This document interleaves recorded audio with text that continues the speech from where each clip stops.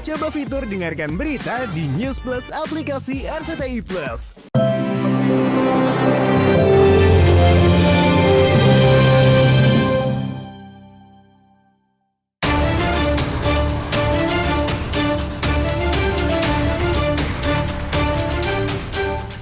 Pemirsa, pengusaha skincare ternama Sela Saukia genap berusia 34 tahun pada 4 Agustus kemarin.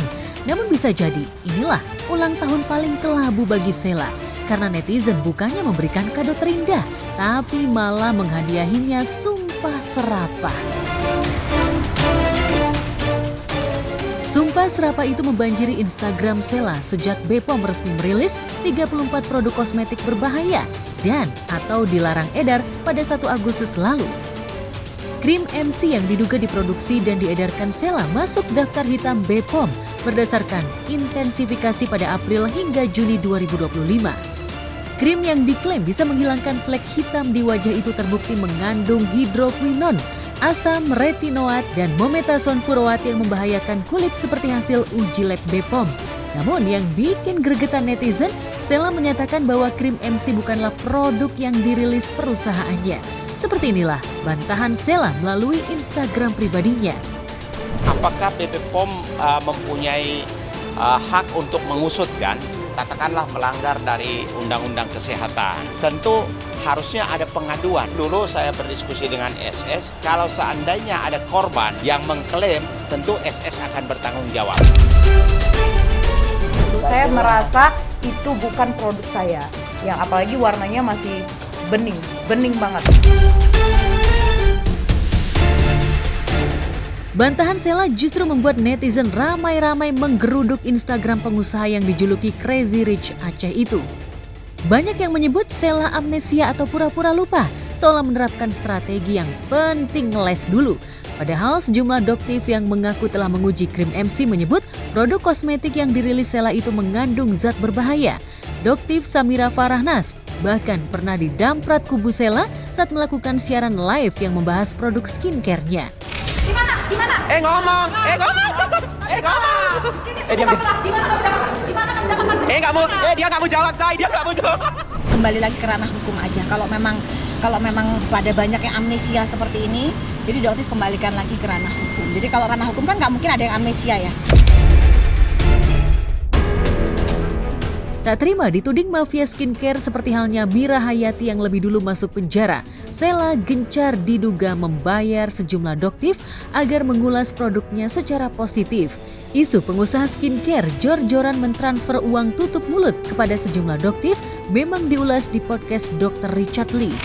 Poin di sini adalah bahwa review untuk masyarakat itu bohong. Aku bilang itu jelek, aku bilang itu berbahaya. Tapi apakah aku melakukan personal attack dengan mereka? Enggak. Tapi kalau ini kan tujuannya berbeda, Kak Fit. Kita ngomong ini berbahaya, terus habis itu kita minta duit di belakang untuk bisa bagusin lagi brand ini. Maupun hasil analisa mandiri sejumlah doktif. Doktif Samira Farahnas bahkan sejak tahun lalu berseteru dengan Sela karena gencar memperingatkan masyarakat agar jangan membeli dan menggunakan krim MC. Kan kami ketakutan nih selama ini. Aku udah berbenah, tapi seandainya ini tergiring lagi, abis dong aku dok. Karena aku udah melihat dari teman-temanku, karena kalau giringan dia walaupun benar tetap salah. Jadi dia mengakui bahwa itu produknya dia. Sementara doktif juga berkonsultasi dengan Badan POM apakah ada kesalahan doktif pada saat doktif mereview. Dengan jelas pihak Badan POM berkata tidak ada. Gerah melihat pengusaha kosmetik seolah ramai-ramai menjadi mafia skincare, membuat YouTuber dan anggota Komisi 9 DPR RI Uya Kuya menyikat sepak terjang mafia skincare yang meresahkan masyarakat. Uya yang menangani masalah kesehatan di DPR bahkan terang-terangan menyebut Sela Saukia sebagai satu dari sekian pengusaha yang masuk dalam daftar pantauan Komisi 9. Raja Gladys sama SS pasti Sela Saukia, gue mah nggak usah inisial, sebut aja nama. Kalau mereka ternyata memang ada yang melapor terbukti ya skincare bermasalah berbahaya, gue pasti sikat. Berbeda dengan Sheila Saukia yang agresif menyerang Doktif dalam membela diri, Reza Gladys lebih kalem dalam menghadapi Doktif dan pihak-pihak yang cari cuan dari review kosmetik termasuk Nikita Mirzani. Reza bahkan berani melaporkan Niki dan Ismail Marzuki asistennya atas dugaan pemerasan dan TPPU. Padahal menurut Fitri Salhuteru sahabatnya, Doktif Samira juga pantas dilaporkan karena dialah yang diduga memelopori modus pemerasan berkedok review negatif. Kalau ini tidak dihentikan oleh penegak hukum yang sedang menyidangkan kasus ini dan tidak menarik semua orang yang terlibat di dalamnya, mau dibawa kemana dunia usaha?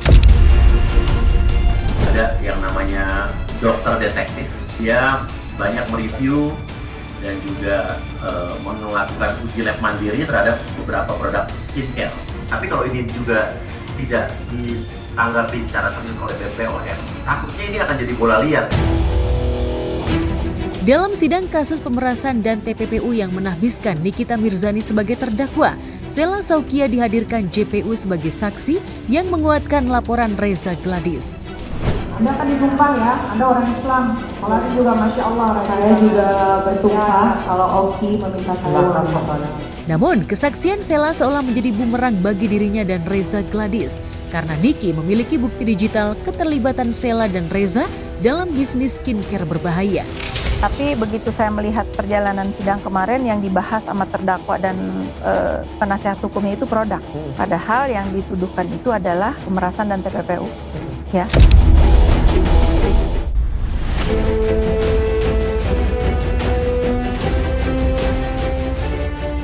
Setelah melihat fakta persidangan, netizen memprediksi Sheila dan Reza bakal menyusul Niki ke penjara.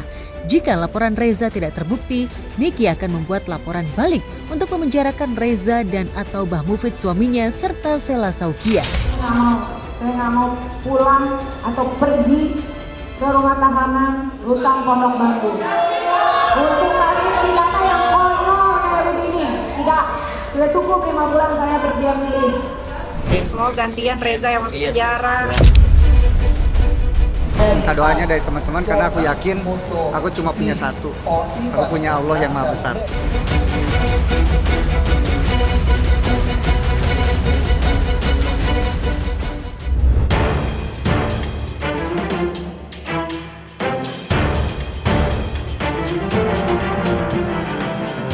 Drama panas juga terjadi di Pengadilan Negeri Bekasi kemarin siang. Untuk kali pertama, artis peran Della Puspita dan Arman Wosi suaminya hadir pada sidang kasus penipuan travel umroh yang menahbiskan Prasya Asmaradana alias Acha Prayogi sebagai terdakwa. Della tak menyangka Acha yang dulu adalah sahabatnya kini menjadi seteru di meja hijau. Jika waktu bisa diulang, Della tak akan sudi membantu Acha yang dituding melaporkan modus penipuan travel umroh.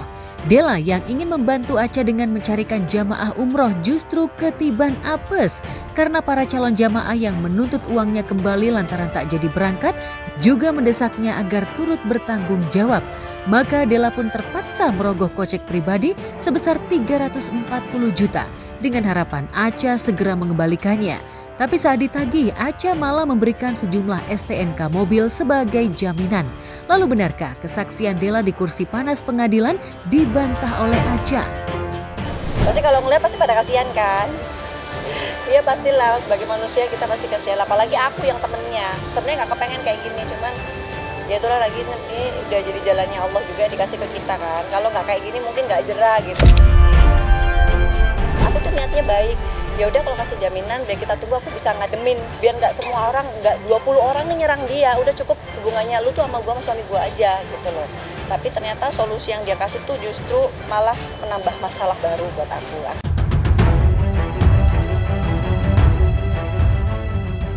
Sejak membantu travel milik Acha, Della sama sekali tak mendapatkan keuntungan. Tahun 2019 ia menyetor 105 juta untuk DP naik haji lewat jalur Furoda. Namun tak jadi berangkat. Uang 105 juta kemudian berusaha dikembalikan Acha dengan cara mencicil per bulan. Karena bakal bertahun-tahun baru dilunasi, lantaran Acha hanya sanggup mencicil 500.000 hingga 2 juta per bulan, Della kemudian mengalihkan uang itu untuk ibadah umroh bersama suami dan keluarganya. Namun sayang, haji tak jadi berangkat, umroh pun batal berangkat. karena uangnya dipakai untuk keperluan pribadi Acha. Iya, makanya duit itu bisa membuktikan semuanya ya. Jangan kan teman saudara aja bisa jadi musuh.